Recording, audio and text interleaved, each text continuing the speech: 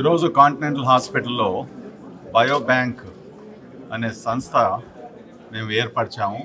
Biobank అనగా ఈ బ్యాంకులో మన మానవులకి చెందిన టిష్యూస్, బాడీ ఫ్లూయిడ్స్ ఇవన్నీ కూడా సంవత్సరాల తరబడి ఈ బ్యాంక్ డిపాజిట్లో పెట్టగలుగుతాము.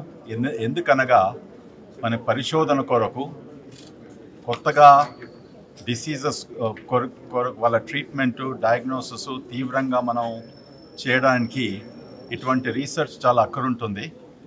సుమారుగా మన భారతదేశంలో 19 బయోబ్యాంక్స్ ఎస్టాబ్లిష్ చేశారు.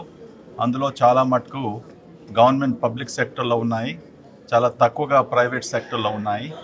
ఈ బయోబ్యాంక్ వలన పేషెంట్స్కు ఎలా ఉపయోగపడుతుంది, వాళ్ళు పరిశోధనలో భాగస్వాములు అవుతూ మనం కొత్త మెడికేషన్స్ కనుక్కోవడంలో, తర్వాత ఒక డిసీజ్ వచ్చినప్పటికీ, క్యాన్సర్ వంటి వ్యాధి ఉన్నప్పటికీ, లేకుంటే న్యూరలాజికల్ కండిషన్స్, పార్కిన్సన్స్ అయినా, న్యూరోడెజనరేటివ్ కండిషన్స్ అయినా, ఇమ్యూనలాజికల్ డిసీజెస్ అయినా, ఇవన్నిటి కూడా ఈ టిష్యూ ద్వారా, ఈ ఫ్లూయిడ్స్ ద్వారా జెనోమిక్ సీక్వెన్సింగ్, ప్రోటియామిక్స్, మెటబాలిక్స్ అనే కొత్త పరిశోధన చేస్తూ మనం ముందుకు పోగలుగుతాము. భారతదేశం మన సంఖ్య పాపులేషన్ సుమారుగా 140 crores ఉన్నప్పటికీ కేవలం 3% మనం రీసెర్చ్లో స్పెండ్ చేస్తాము. అది అమెరికా లాంటి దేశాలను పోల్స్తే అది ఆల్మోస్ట్ 10-15 టైమ్స్ దీనికంటే ఎక్కువగా వాళ్ళు స్పెండ్ చేస్తారు. ఈరోజు మనకు పెద్ద సమస్య ఉంది. ఏమనగా మనం వెస్టర్న్ కంట్రీస్లో, పాశ్చాత్య దేశాల్లో డిస్కవరీ అయిన మందులు ట్రీట్మెంట్ కొరకు మన ప్రజల్లో వాడతాం. దానివల్ల ఏమవుతుందంటే మన జెనెటిక్ వేరియేషన్ ఉన్నందుకు అందరికీ ఈ ట్రీట్మెంటు, ఈ మెడికేషన్స్ పని చేయవు.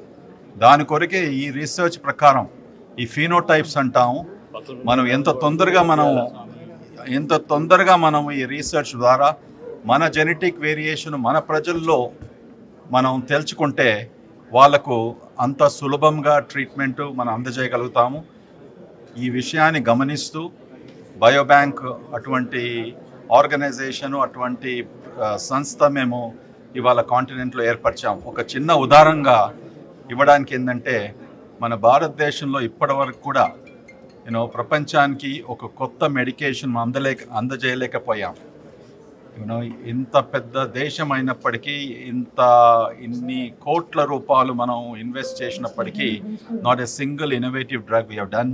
ఎందుకనగా మన దగ్గర రీసెర్చ్లో ఇటువంటి బయో బ్యాంక్స్, టిష్యూ బ్యాంక్స్ లేనందుకు, మనం పరిశోధన తీవ్రంగా చేయకపోయినందుకు మనం కాంట్రిబ్యూట్ చేయలేకపోతున్నాం.